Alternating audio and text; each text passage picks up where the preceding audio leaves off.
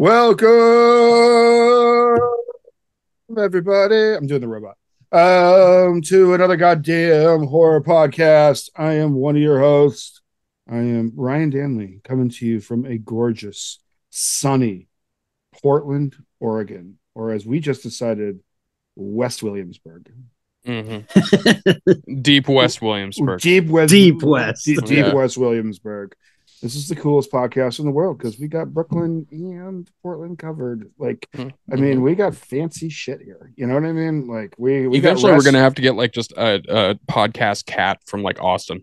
Exactly. Just to add that in there. Like, what's going on, guys? What's up, Graham? Oh, we're killing it. This is pretty cool. Due to popular demand, we have a letterbox now, the AGHP sinkhole. So we will put reviews up there as much as we can. If you have requests, shoot them our way. We'll probably throw something up. But yeah, I review the shit out of movies. I'm gonna start only doing them on our letterbox. Just put them on there. Yeah. It's fantastic. Other than that, I think more social media is going to make us more better. You know what I mean? It's just better. Yeah, exactly. You know what I mean? Definitely more better. I can't just get enough of it. You know what I mean? TikTok. Every app is a gift. Oh, and I'm on Goodreads. Yes, I'm on Goodreads too. If anybody wants to follow. If anybody wants to follow me on Goodreads, I love Goodreads. Goodreads is actually pretty dope. Like, I know. Yeah. And as somebody who's reading a lot of books, it's been a really great resource. And plus, then I get to write it. Actually, it's a book I'm going to suggest this. I'm not going to say, but I reviewed the book. And it was like even like mildly critical of parts of the book, but overall a good review of the book. And I gave it a decent stars, and the author liked it. So nice. You know what I mean? Like, so that's great. I'm reaching out and touching someone, I guess. That's one of the good things about social media. In fact, you know what? The only social that was a super big piece of shit's totally gone. So like, and that was Parler. So like, fucking good. All the other ones that are hanging around, those are great. Dude, Twitter's out there. You can even jump on Medium. You know, right? I had a troll. I had a troll account on Parler, and it was amazing. Like you could really. It doesn't take much. Just one little drop of blood in that Shark Tank, and they were just like, "Oh, he's one of us." Well, for a long time, I was doing the Tim the Snitch Allen. Remember the Twitter? Yeah, that was good. And then I brought that to Parler, and they big, of course, big fans. Probably ate that up. Pretty big fans of Mr. I turned in 20 other coke dealers to get out of prison, Alan. Anyways, Graham. Yeah, we got somebody else here from Brooklyn today. Our guest today. Yeah, we got Alexandra Spieth, who directed an incredible movie called Stag. I'm not sure it's been hitting the festivals recently, but I believe. Not sure exactly when it's going to be available, but I'm super excited. We got to see it. And thank you so much for being here, Alexander. Oh my gosh. Yeah, of course. Thanks for having me. I'm so glad you watched it and liked it. Yeah, it's been awesome.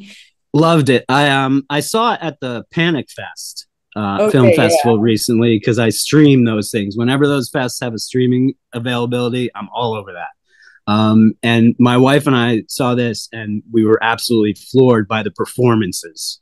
The characters. The characters were so rad, but if you want to, tell us a little bit about it, and we'll get into it a little. Yeah, totally. So Stag is it's essentially like a bachelorette party horror, and it's about like an urban loner who goes to her ex-best friend's bachelorette party and sort of instantly notices that like things feel very strange to her. And I've had this idea, a lot of people ask me, have you gone to a ton of bachelorette parties? And I'm like, honestly, only I only had gone on one when I wrote the movie, but it made a big enough impression. Right. I was like, that was really really wild. And then I was also, at the time, I was touring a show, a theater show, which was based on essentially a sexual assault case, and it went to colleges and universities. And I just I got really into sort of student body culture. I got really into sort of hearing about these stories which the students had, sort of unresolved issues. And I started thinking about like, what if two really good friends had lost touch? So it was kind of those two sides of my brain that like made the movie. One of being like, wow, bachelor parties are so weird and funny and hilarious and horrible and traumatizing. And like another side that was just like, hey, I mean, like I'm like female friendship, obviously, like I'm a girl, so having like those have been like a huge part of my life, and it's something that isn't talked about very often. And also the idea of like sort of a stab at retribution was something I was really interested in, particularly like in the climate right now where it's very hard for people to see retribution as anything other than like something to be, I don't know, like to be uncertain of, I guess, because it's very hard to tell if it's actually true or not. That's a good point. Yeah. I mean, I think that, giving it that energy and coming from it from that direction, I think, built the movie from like a great place ground up to begin with, because you like one of the great things about it, for what Graham was saying, I said as per, because I'm a pretty fancy talker, apparently. As it's per what phrase. I'll just sip my Earl Grey here. But it like it gives the foundation of the story emotional. I write, so like I really enjoy like looking at the human condition in it, and if you start with that foundation of like emotional like thing, and particularly on something with such a that affects so many people and such real scenarios, that like it's a really it really spoke to how good the rest of it pushed the first domino of a really great like characterization of people in the movie. So thank you. Yeah, it was a fun. Fun might be the wrong word, but it was a good watch. It was a fun watch. It's a fun watch, and it's actually like kind of like the characters are kind of funny, and like there's a lot of like very funny. It's a horror comedy for sure. And as somebody who does funny for part of one of the mini jams hats I wear, but I always like it when somebody's able to pull that off in a movie, and it's like, like people are like so ridiculous. Like I love absurd characters. It's like freaking great, and you know what I mean.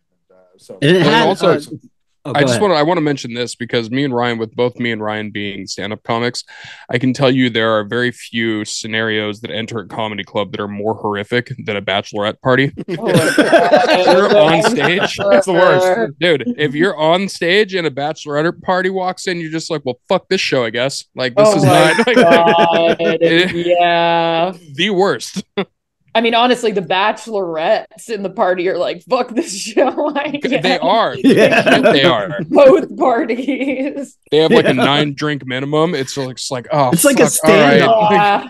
Yeah. It's like a social standoff. It's straight up. Oh my God, absolutely. The bachelorettes versus us. Yeah, exactly. It's like, can a slasher just break out in this room, please? Cut one of your heads off. Just come on. Well, I really what got me right away from the movie was Mary Glenn Frederick, I think her name, who played Jenny. She was fantastic, but the amount of uncomfortableness that was very natural feeling, but also like the way she played it out was perfect and exactly how I would have felt, I think, coming into that. Like she's going there for retribution, sort of, to like, but like, that's not the place. Like, that's not the energy to sit down and have a talk with your friend about something. Like, it was so good. And so her trying to manage that along with her realizing what the fuck is going on here was just fantastic and weaved together so beautifully. So thank you. And they were all such great characters. Like they were so funny. I think it was the little sister. Maybe. Oh my God! Yeah, she's fucking so ridiculous. I freaking loved it. Like, and she did it. Like, to speak. I'm just gonna say a bunch of nice things to you because this is how I'm feeling. Just so you know, it's a lot of nice things. I was like, like to speak to your directing, you got like 100% performances out of everybody in that movie, and that's we interview a lot of independent filmmakers, and you know what I mean, and you're dealing not dealing, but like but you have maybe less seasoned actors or anything like that, and so to get that 100% out of people is always is really like really amazing. Like it felt like it feels like a fun set behind it, but everybody came in and really wanted to nail their parts, and that's awesome. Totally. And I definitely the thing that was like so incredible about this, like for me, is that like all of these actors are like non-SAG AFTRA. Like, they all were, and we were filming like not during COVID, but it was May 2021. So like the vaccines had rolled out, but like people weren't as out and about doing stuff. So we got a lot of these people because like they were kind of like available at the time, but I still knew them all. They weren't like, I knew them all, and I knew them all from various areas, like from restauranting or like doing shows or like mutual friends and stuff. But the thing is like, this is like it was one of those situations where I didn't have any backups for any of the roles, where I was like, if Mary Glenn doesn't do this, I don't have a backup Jenny. Right. If Elizabeth Ramos doesn't do this, I don't have a backup Amanda. Right. And that was like, it was just amazing that actually happened, that all of them said yes, kind of. And all of them were like, because they all did like so amazing. And like, I have to do with that, but like they have to do with that. And also just the fact that it was like, even though like I didn't have a casting agent, I didn't have again, they were all known entities to me, but I made them all audition and stuff. And like, they all were like those characters and really were really like they've happened to fill it so specifically well. And yeah, I'm super proud of them all, honestly. That's super rad. And I think I read somewhere like all female crew or camera. It wasn't all female. It was all female camera crew, and like that's pretty cool. And it was 70. I guess maybe I think it's like 68% holistically, but like that's still it's awesome, good. Yeah, and like. I mean, but also like obviously like I just filmed a project which was like significantly more like which was like a different statistics, and it's like I love working with guys too, but like for this project specifically, like I just knew that I wanted the director of photography to be a woman, because I was just like, it doesn't make any sense to me to have kind of this movie about 6 girls, and like because the eye of the camera I think really is the cinematographer, even though like I'm directing it, but I am not the eye of the camera. Right. And I was just like, I think like, and honestly, like Caroline was amazing. The director of photography is amazing in general, but like, I really felt that like all of the performers felt really comfortable, and which was like super, super important, because it was my first feature. So it's like, you really want to juice whatever lemons you can the first time. Not to say that it's all panned out or anything, but like, you know what I mean? Just because it's a lot harder. It's a lot harder to get people to do a favor, to do something for you again, kind of. For sure.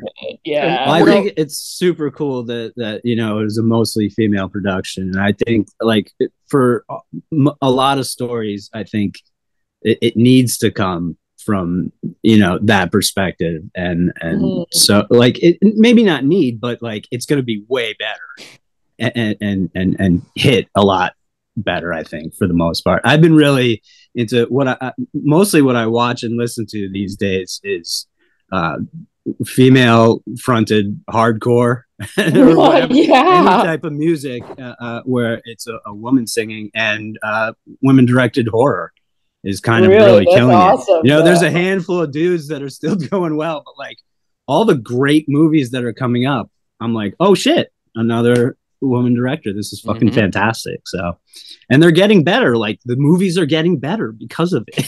Yeah. The more voices, when you give these people voices and power, like their art it flourishes, and it's fucking dope. So when it's also just like competition is good for everybody. Like it's literally better that like you have to be fiercer, kinda. Yeah. You're competing with everyone. You're competing with anyone in the world because we all have like YouTube now, and like I don't know, it's good. It seems to me like probably like oppressing people and not getting their input into society may just crazily not be that awesome.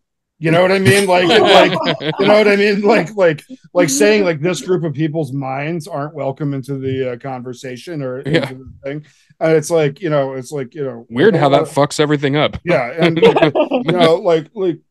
like a lot of white dudes get really sensitive about that stuff. And it's not even like about like, it's not even really, I mean, it's like not even like about like being woke or virtue signal, anything that's like that. It's like, why we want to like, we want different visions in different things. Like I want all of the greatest minds in the world working towards making great art. Totally. You know what I mean? And if it takes like in a situation like, and I mean, I'll tell you like, there's if you watch something like that's really rough that we don't really like on this show, but it's like Spit on Your Grave, and you watch that versus a movie called Revenge.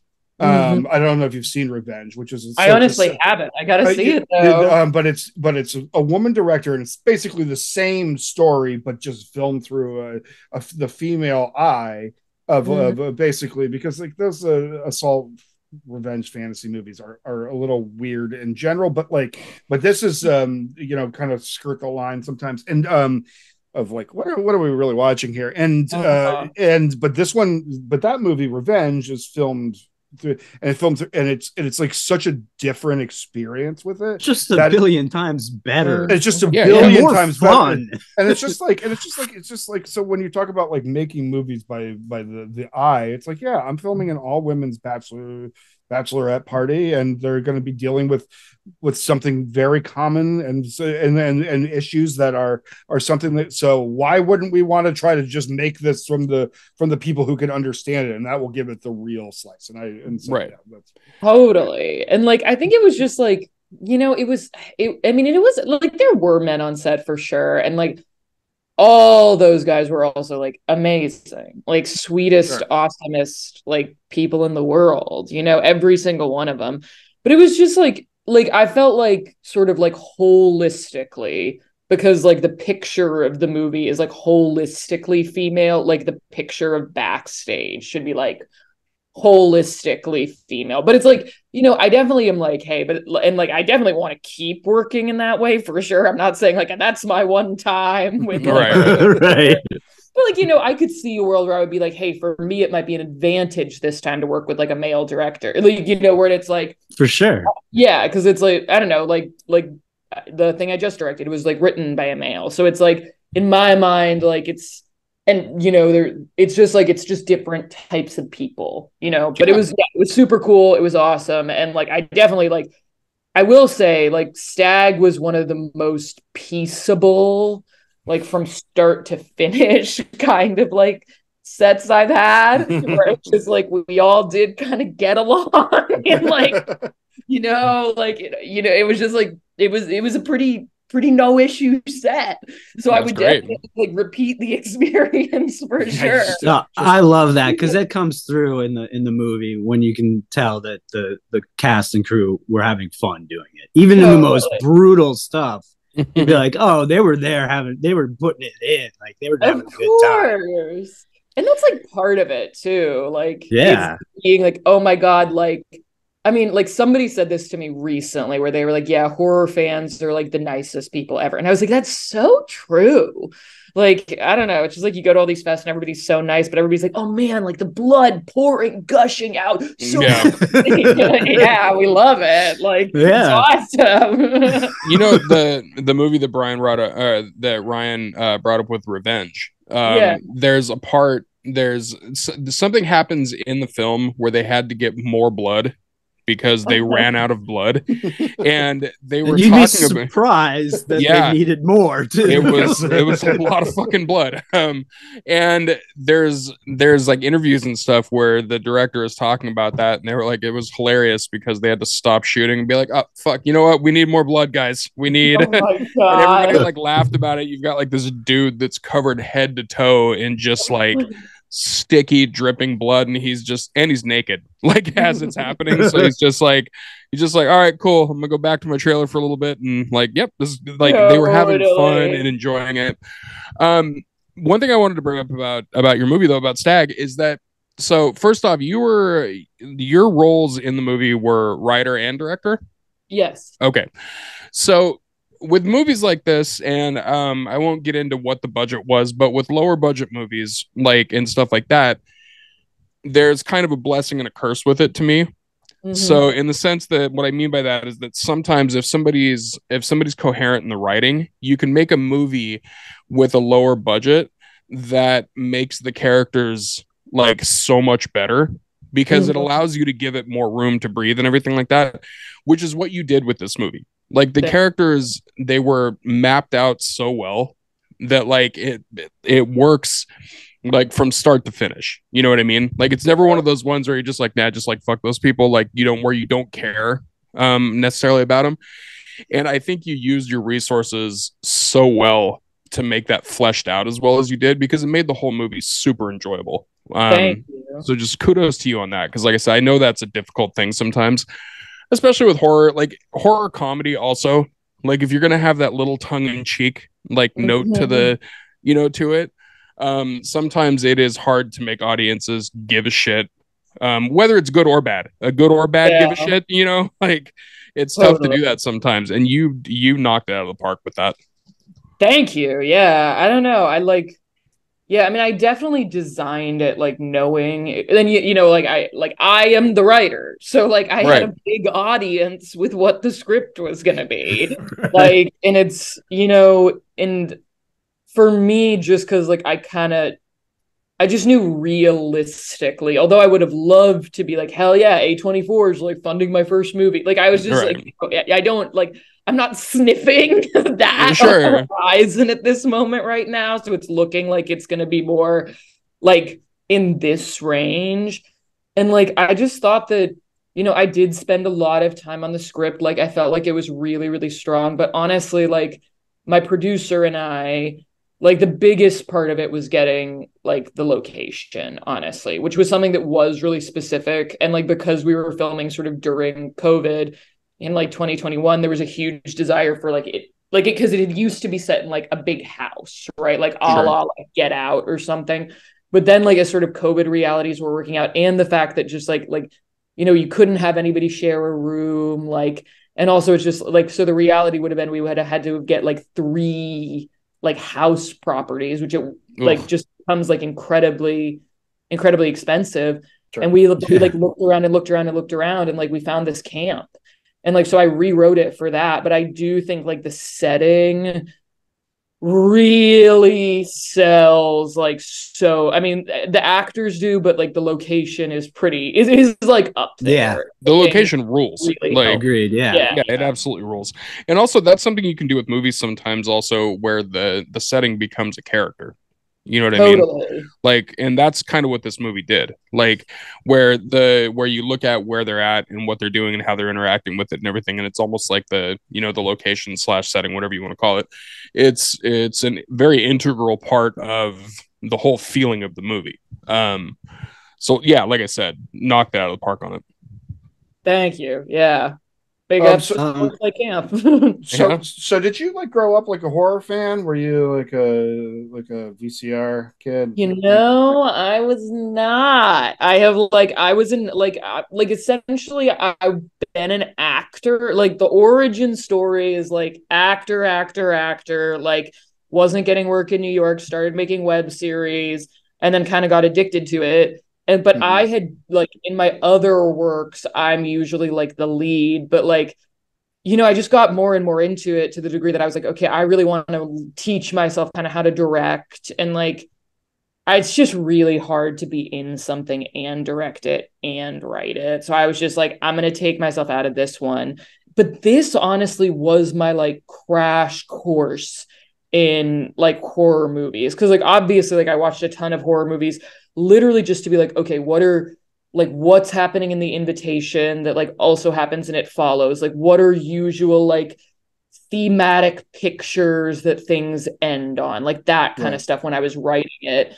And then like, filming it, it's like you learn so much because also you're putting your brains together with like Caroline Mariko Stuckey is she's Swiss Japanese. So she has like a completely different like aesthetic than I do. Right. But I learned so much about sort of the basics of making horror films from her. I would say it'd be pretty funny to get some Japanese horror in there. Like you have to throw a bunch of kids on a train under a train. You would have to like have somebody rip a tongue out, something like that. Yeah. I mean, that's next time, but like, I don't know. I just felt like in like living it with like her and like sort of like, and also like, but like a lot of people are horror fans. Like it was like, oh my God, my assistant director is like a huge horror fan and like has like, thoughts about like, oh, but is this camp, like, is it going to be weird because of like, kind of like the Friday the 13th series and stuff like that. And it was just like, you learned like, so I don't know. I just learned a ton. And then when I was editing it, by that point, I'd gotten a real taste for being like, okay, I really, really like this. And like, the movie that I just directed, like it's a way more cinematic horror. Like it's a lot more of like dollies and such. But it was like, I learned so much doing this, honestly. And now I would say I would say that I'm like, I wouldn't say that I'm like deep into horror, but I would say that I'm definitely a fan when a new horror movie comes out. I'm like, oh, I want to see it. Like, now I'm into it and I'm not scared. Like I'm like, oh, like like I'm excited if I'm gonna get scared because like most of the time I'm kind of like at it. Also, one of the cool things about horror is that you can take a lot of chances with the way that you create and the way that you film and the way that you put like the perspective on things. Because like when we were talking about the new Evil Dead Rise, and there's a scene in the movie that's all filmed through a peephole. And it's one of the coolest sequences in the whole movie. And the whole movie is beautiful as far as, for an Evil Dead movie, it's gorgeous. But the part where they're doing it through the peephole is kind of one of those creative things where it's like you get that kind of liberty when it comes to a film like that's in the horror genre, where you can start fucking with things. You can start looking at different perspectives. You can start looking at different angles, different things like that. And I think, it's such a cool genre to lend itself to that type of creativity. And honestly, if this is your first feature and it's your first delving into horror, god damn, like thanks. Especially for a first one, that like not even just for a first one, like absolutely crushed it. Thanks. Before we get into the Sinister Six or anything, I wanted the comedy was very funny. Especially, I think my favorite was early on when Jenny had just gotten there and her car broken down, and she's walking up, and Devin, this big burly looking scary guy, is walking towards her, not talking, which was weird, but he's walking up to her and she's freaking out and like ducking, and she's like, I'm here for the bachelor, I'm just here to drink mimosas. Yeah. And I lost it. I thought that shit was the funniest thing ever. Thank you. Yeah, that was great. He's one of the best people actors too. I mean, he was Mary great. And Dan's fucking awesome. I love him. That mimosas line was hilarious. I love the characters so much and the vibe of everything. That's what draws me to horror. It's not always the brutality or the scares or anything. It's that like that realistic almost, like I like it when horror movies, sometimes when you're watching them, they're not horror movies, like totally. I sort of get almost like, I feel like almost talked down to when it's like constantly like spooky and the music is always, I'm like, I know I'm watching a horror movie. Like the levity part is kind of what makes it fun for me, You gotta come up for a breather at some point. So I love this, and it was fucking great. So congratulations. Where are people going to be able to see it? So it's still on the film fest. Yeah, we're still in the film circuit. I believe we're going to be finishing that up sometime in we're doing Chattanooga Film Festival. That's the only one I know we have upcoming. We have stuff we have potentials to like August or September, but we're looking for distribution. I'm open to talking to anyone if anyone is watching this who's a distributor. And I don't really know what is next for it, but I'm not done with it. You know, I'm still actively like seeing where we'll take it. Cool. That's awesome. And what do you got coming up next? Can you talk about your new new projects?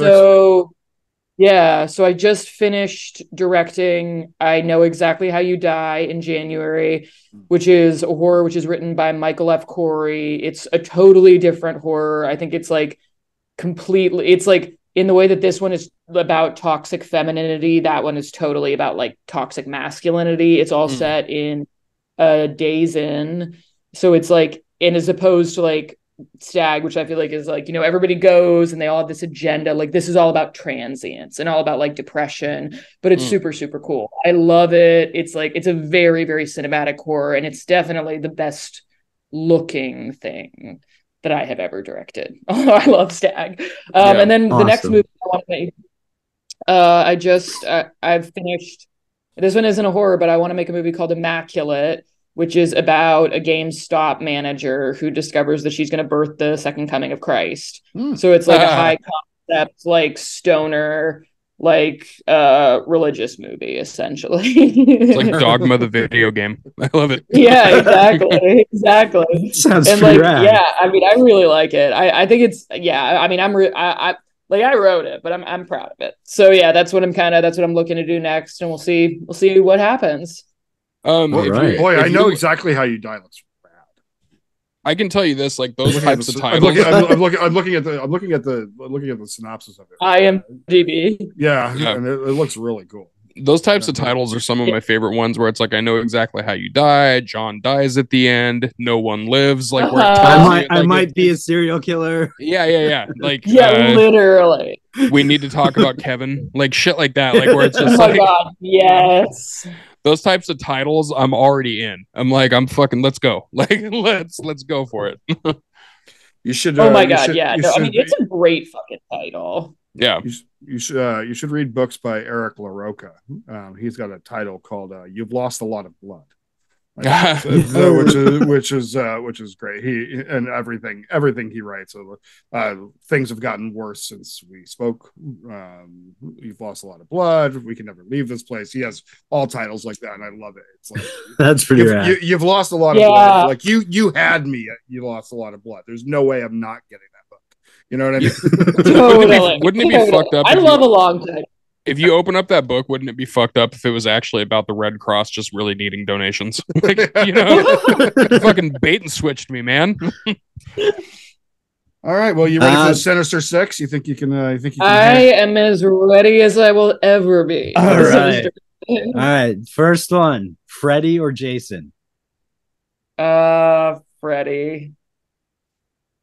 You can, you can disagree. No, you can. No, it's an opinion. These are all opinion questions. Yeah, I mean, I think Freddy is like. I mean, I like it that he has a backstory. I don't know. Like, I don't know. He's like I prefer him to Jason. I don't love. Fair. Yeah. I like that Jason's backstory is pretty much it's like, yeah, you drowned that kid. Now he's really pissed. Like, just pretty much like, he got ignored. Yeah. Now he's a zombie and he's pissed. Now he's half metallic and he's pissed. Like so. Not the half metallic. Yeah. Now he's in space and very in space mad. Like. All right. What's the difference between thriller and horror? Oh man, that's a hard question. Okay, I'm gonna just answer this the way I completely think of it. Thriller has more scenes where people actually run. I don't think you have to run in a horror movie, but I think in a thriller you have to have some shots of people running. Potentially, you might also need, or it could be substituted with like a car chase. But there has to be some moment of high speed acceleration. Whereas I think a horror could be like two people sitting in chairs looking at each other. It might be a boring horror movie, but like I think you could do that. You can still pull the horror. No, there's stuff like Cube and stuff. You know, like they're not going. you're not going shit. No. Yeah.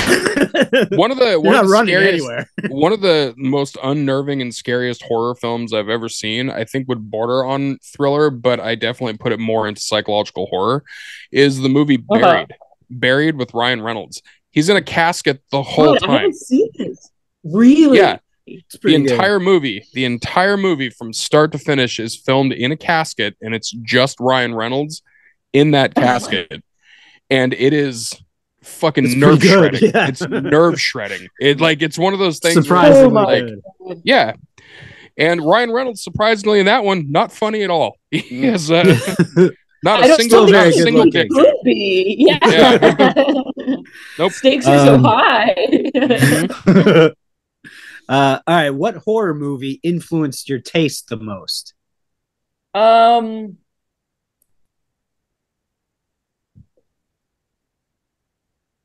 think in a lot of ways, Carrie. I don't know if other people consider Carrie to be a horror, but I do. Oh yeah, and that's 100%.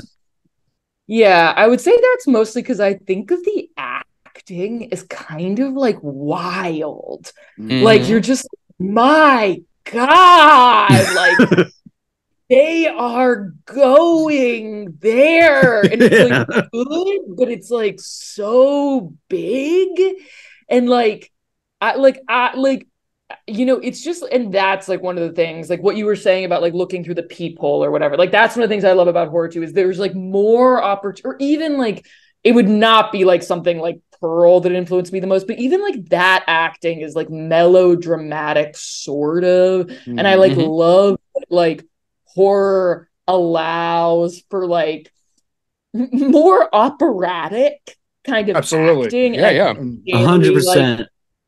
Really does that. But I would say that like Get Out is just like the movie that I was like, okay, so that's what you can do with a social issue in a modern context. It's like a total fucking banger.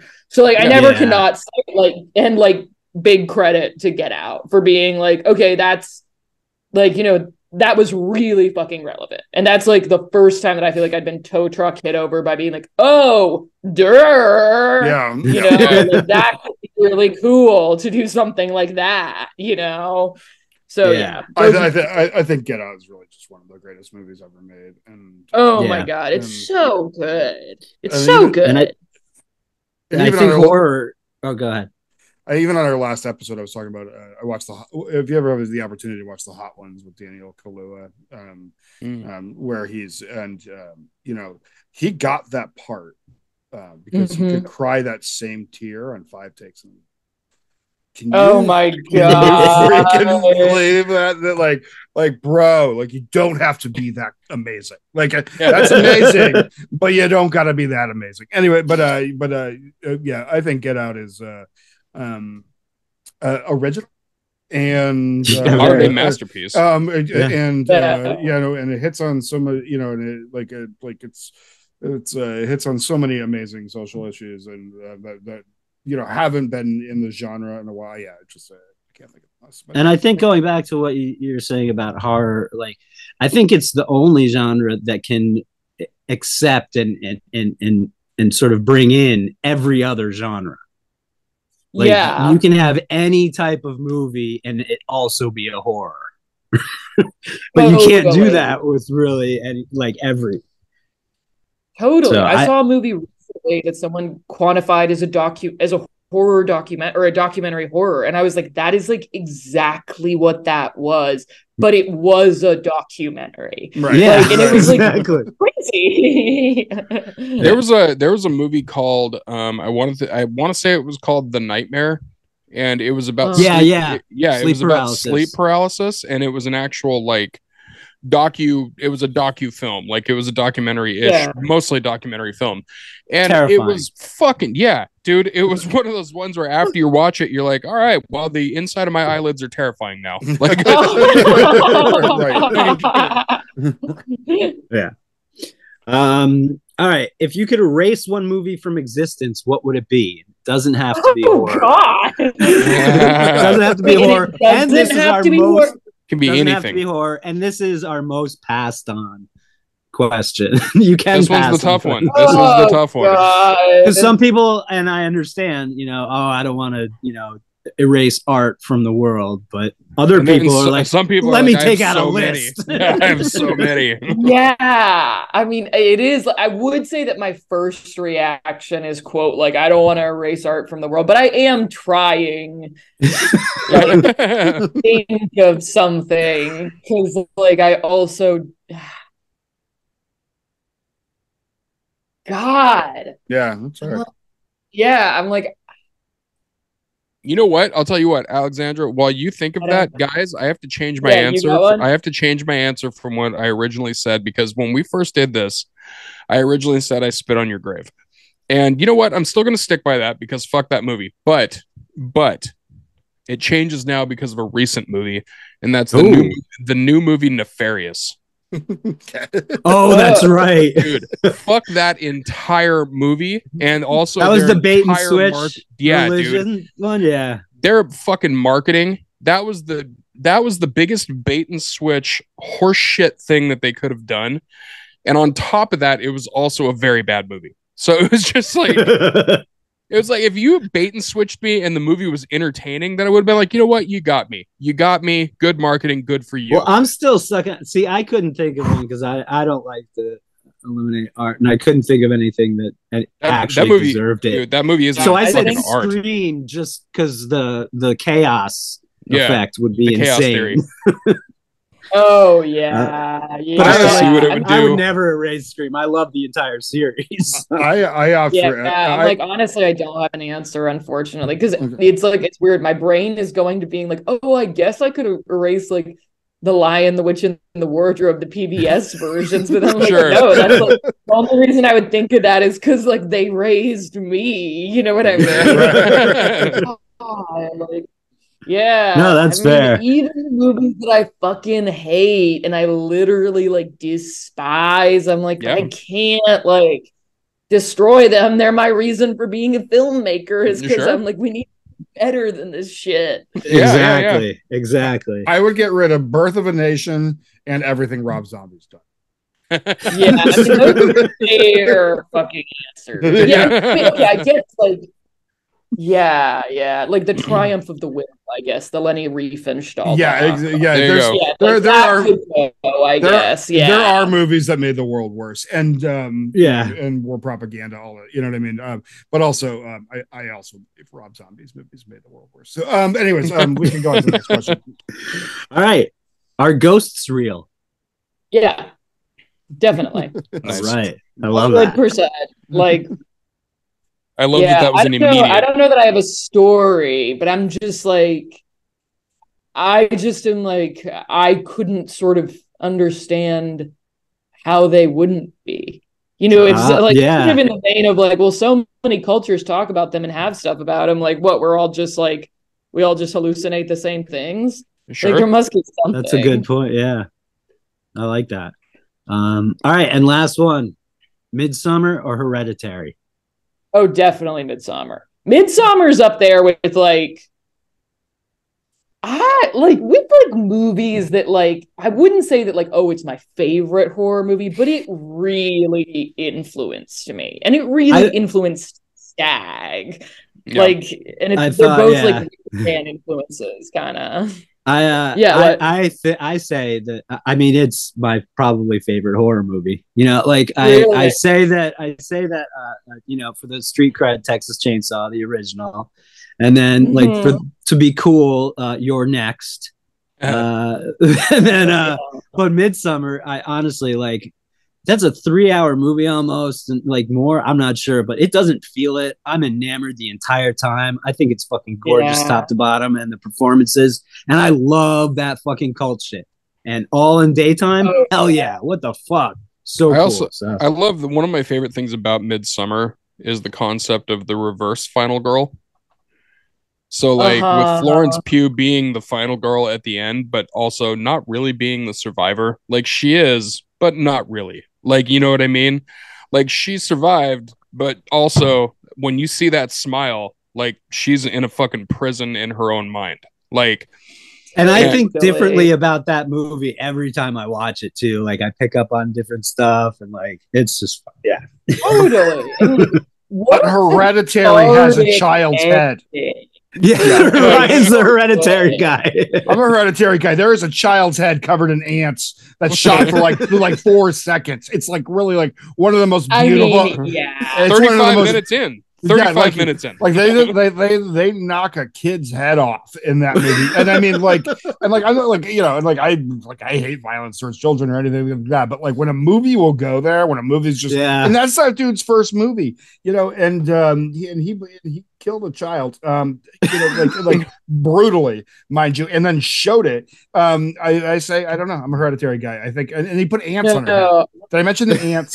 The ants crawling over her head, like the choice to put ants on the decapitated head is like pure art. That's like art at its core. Do you know what I mean? Like it wasn't just enough to like that we see a ripped off child's head. Is that it has to be just for the indignity. The indignity to it is to put the ants on it. That is like as somebody who loves writing and all that, like that is just like a little detail like that. You're like, yeah, that's anyways. So it's a little chef's kiss that was a very dirty kiss. Totally. Like, and I mean, I love Midsommar, and if every party we threw old people off of cliffs, I would go. But I'll still give it up to you. No, and I that's like Hereditary too. Yeah, we all love both of them. I think we're big. Yeah. All right, you fucking killed it. Yeah, you did great. Thanks. Well, hey, thank you all for having me. Totally. Yeah, well, we got recommendations coming up next. Oh, shoot. Yes. Yeah. All right, recommendations. We got shit to recommend. Yeah.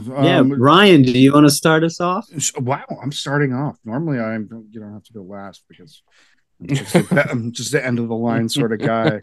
I know it's tough. I'm actually going to recommend a book called Stag.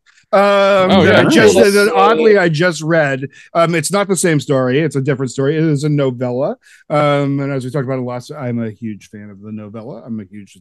It's not a short story. It's not a novel. It's like a perfect, like it's a great thing. You can bust it out in a while. It's about a guy, novelette, and the guy. This is the author Lane Oliver is the one who liked my post about nice. It. It's a very good book about a guy struggling with stuff, and I like books about people struggling with things because I think they speak to me. So check that out. Check out the show Bupkis. Gotta watch it. Yeah, starring Pete Davidson, who I'm a giant fan of, and it's sort of a semi biographic. Clearly it's an extended look at his life, but Joe Pesci's in it. He's awesome. The guy who played the older brother on Everybody Loves Raymond's in it, and he's great. Carmelo Soprano is his mom in it, and I wish I knew Joe Pesci. Joe Pesci is so good, and still being Joe Pesci. You know what I mean? Like sometimes you like a consistent product. You know what I mean? Totally. Yeah. That's very good. And I keep meaning to suggest this, but please check out John Mulaney's new news. So good. I mean, as a stand-up, I look at Mulaney as one of the purest, acts out there. He is an amazing writer. He's an amazing deliverer of jokes. He has a character to him. I mean, he speaks in a transatlantic accent, and nobody talks about that. But he does. He speaks in a transatlantic accent, which is an accent, if people don't know, that was made up for Hollywood. Yeah. So, and like carnival bars, like that's like the only people who use it. And then John Mulaney, and he does a really good, and it's also his vulnerable special, which is, as a comedian, I go back and forth sometimes on the vulnerable specials. Like, is this, I have to be in a mood for a vulnerable special. I think Bo Burnham's Inside sort of like to me hit like such a high note that it was hard to follow that up. Yeah. Mulaney pulls it off, of course, because he's a genuine master of the thing. And there's a fifth grader in the audience, and he talks to him, and it's hilarious. So I want to mention this about the Mulaney thing really quick, because somebody brought up a question to me online today, and they said that they write comedy that's like PG-13. They never go R or X rated, and they said it got them a lot more work, and they wondered why comedians don't go that route. And my answer explains Mulaney in a good way, because I said, I think if your life is a PG-13 life and your experiences are in that, your comedy is going to be more authentic in that voice. And if you notice, when John Mulaney does his other specials, they're on the lighter side of R-rated, but he's not talking about the stuff that is the harder stuff. So it comes across very authentic because that's the life he's talking about. So in this one, because it is the vulnerable special, because he is getting into the dark shit, because he is getting into the parts that are the struggle, the suffer, and blah, blah, blah, blah, blah, it comes across so much more authentic because none of it is made up. Yeah. Like it's all like just at the core, very, very dark, vulnerable stuff. And yeah, the thing with the fifth grader is just great because, and there's one line that he says that's not even a joke, but it says exactly what it is. Oh, you've seen my comedy before? Well, I've got a little bit of a different vibe now. That's right. And that was the best line, like to the fifth grader. Like, yeah. So check out the Mulaney special. It's great. Jonas, go for it. What do you got? So physical media recommendations first off. The first one is a little known sequel to House on Haunted Hill. So it's called Return to the House on Haunted Hill, and most people don't even know this movie exists. So it's a movie that came out on just straight to Blu-ray when it came out. It has Jeffrey Combs in it. And the story of it is essentially people that come to the house on Haunted Hill and they try to find something inside of it that's worth a shitload of money. And the house says, fuck you, get out of my house. And they do a very good job of it, especially with the budget that they have, which is a direct-to-DVD type of budget. But it also does a cool thing that's kind of like that movie that Netflix tried to do where you can decide the fate of a character. I don't remember what it was called. Bandersnatch. That one, yes. It's similar. Black Mirror. It's similar to that. So there's certain parts in the movie on the Blu-ray where it gives you a decision to make the character make. So if they go one direction, the movie goes as intended. But if you choose the other thing, their death is horrific and it's amazing. Nice. So every time fun. Every time you make them go to the other fork in the road, they get fucking destroyed. So it's great. And then the other one, because of some fun news that's out right now, that Beetlejuice 2 is starting filming today. It's starting filming today. So it's real. It's finally fucking real. Is Jenna Ortega in it? Yeah. Jenna Ortega is playing Lydia Dietz's daughter, which is fucking awesome. Fucking perfect. Yes. Yeah. And it kind of it was like they raised Jenna Ortega on like for a few of these roles. Yeah. Like on a farm. Right. For of these. Like they were like, we need to create Yep. On a Winona farm. Right. They did. They straight up did. Yeah. The Winona farms. So in celebration of Beetlejuice 2, I want to recommend the 4K version of Beetlejuice, which is a handbook for the recently deceased. It's a box set. It's dope. It's fucking awesome transfer. It's got all sorts of cool special stuff on the inside of it too. And you can still get it for a really good price. So check that out. Music, I want to recommend Left to Suffer's new single called Artificial Anatomy. It's got Kim Dracula doing a cameo in a verse, and Kim Dracula goes straight up fucking demonic in this song. So it's great. I love Kim Dracula. They're amazing. Them mixed with Left to Suffer is fantastic. And then also Scowl, which I was talking to Graham about. Scowl, yeah. Dude, Scowl rules. Female fronted, hardcore. Cat Moss. Dude.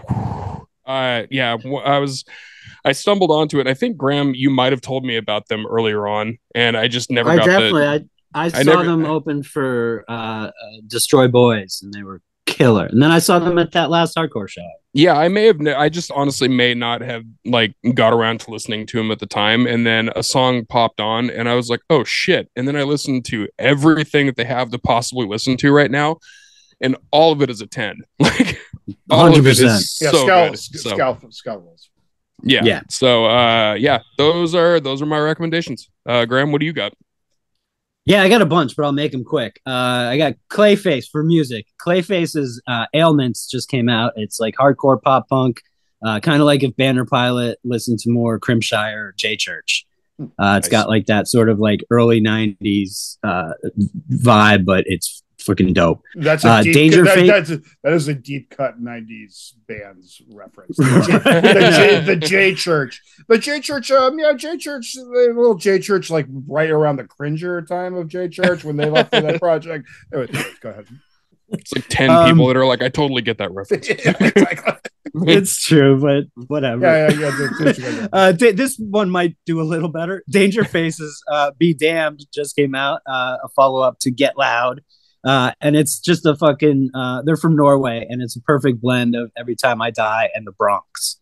Nice. And they've got cool, like, horror comic covers and VHS covers and stuff. Their aesthetic is right up our alley. Super Bloom's Life is a Blur has a bunch of killer singles out, and that's coming out June 8th. But what I've been listening to all week is Lola Brooke. She's a rapper from Bed-Stuy. Nice. And she's got two songs, Don't Play With It and Just Relax, and they're fucking awesome. She's just wild and so fucking hardcore and dope. And I actually found Flo Milli through her because she was on a Flo Milli track called Conceited, and so I started listening to Flo Milli, and holy shit, she's got 2 albums out that are fucking amazing too. So Lola Brooke and Flo Milli are my big music ones. My physical one is this Muddy Bears. I don't know if you guys ever ate Muddy Bears. Fuck yeah. I just rediscovered Muddy Bears, and they're the fucking best. Yeah, that's a great for movies snack. I'm just going to keep pushing. It is, yeah. And for movies, I'm just going to keep pushing From Black and Beaten to Death. Fuck yeah. Alexandra, you're up. Yeah, I know. I'm like, God, I took so many notes on that. I was like, I need to look into all of these.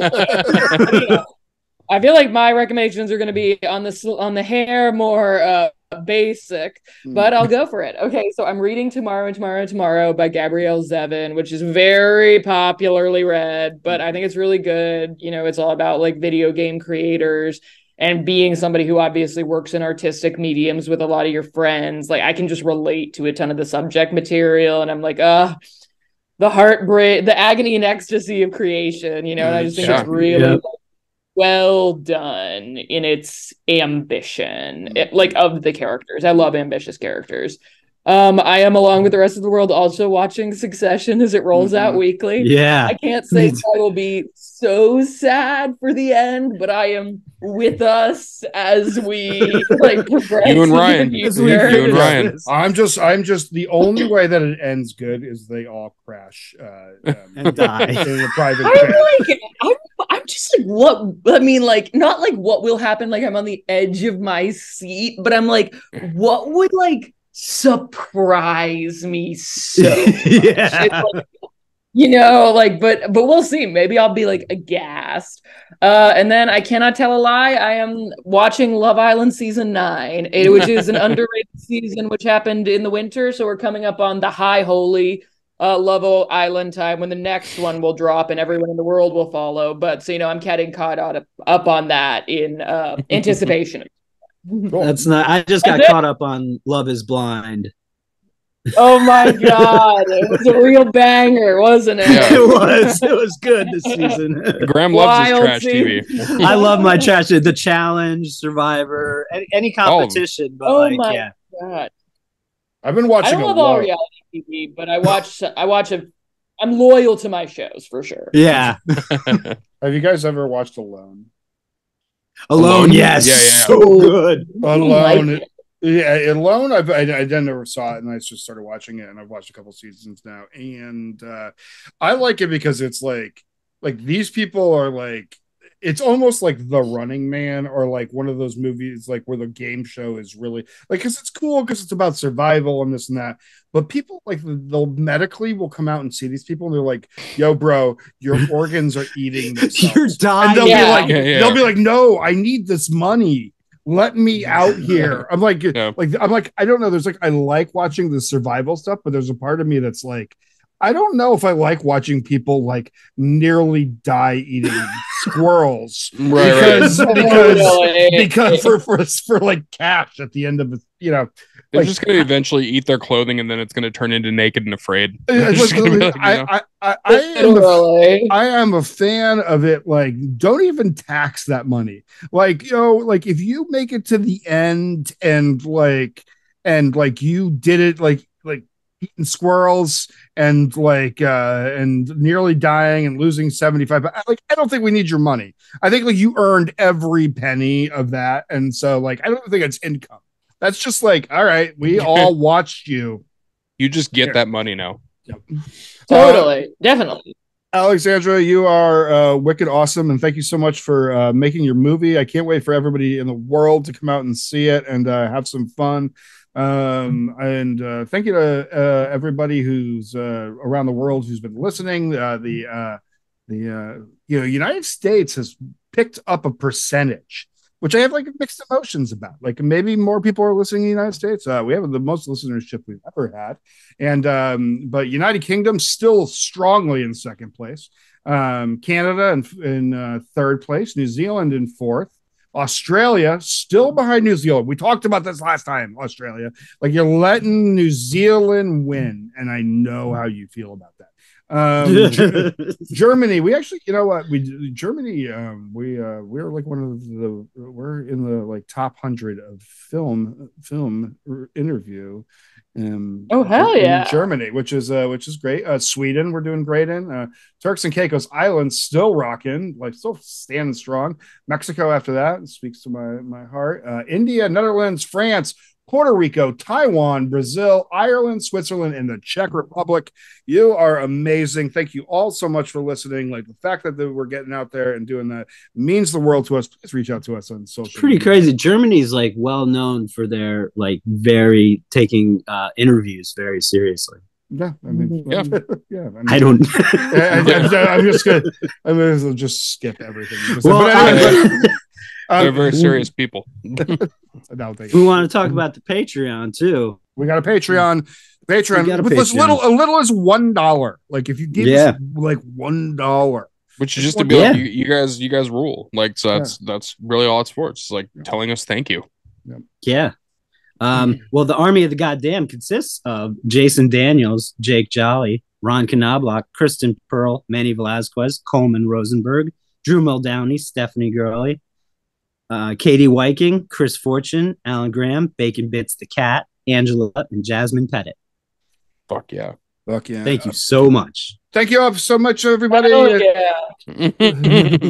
All right. Thank you all so much for joining us.